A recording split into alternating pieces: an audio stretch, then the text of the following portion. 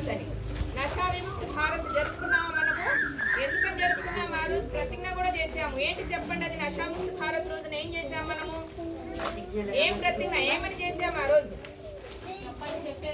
ఏం ఏం చెయ్యమని చెప్పారు ఆ రోజు?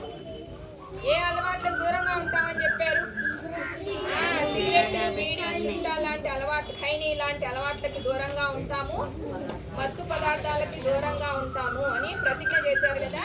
మీరు పెద్దయిన తర్వాత అలాంటి అలవాట్లు లేకుండా ఉంటామని ప్రతిజ్ఞ చేశారు కదా.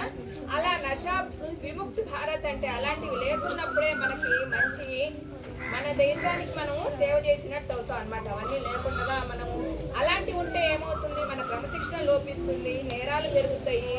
నేరాలు, ఘోరాలు ఇవన్నీ కూడా మత్తు పదార్థాల వల్లే జరుగుతున్నాయి. మత్తు పదార్థాల సేవనం వల్ల వాళ్ళకి ఏం చేసింది అర్థం కాక నేరాలు చేస్తారనమాట. అలాంటివి లేకుండా ఉండడం కోసం ఇప్పటి నుంచే మీరు వాటికి దూరంగా ఉంటే భావి తరాలు బాగుంటాయి, భవిష్యత్తు, మన దేశ భవిష్యత్తు కూడా బాగుంటుందని అర్థం అనమాట.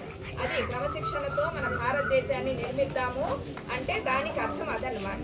మనం క్రమశిక్షణతో ఉండడం అంటే చెడు అలవాట్లకు దూరంగా ఉండాలి, అన్నీ మనకి మంచి అలవాట్లతో మంచిగా మన భారతదేశం యొక్క స్వాతంత్రాన్ని కాపాడుకుందామని. సరే, ఇప్పుడు మనము ఆటల పోటీలు నిర్వహించాం కదా. ఆటల పోటీల్లో ప్రైజులు వచ్చిన వాళ్ళకి ప్రైజులు కూడా ఇక్కడే ఇస్తున్నాం మనము. ఎవరి పేరు పిలిస్తే వాళ్ళు చక్కగా వచ్చి తీసుకోలేదు.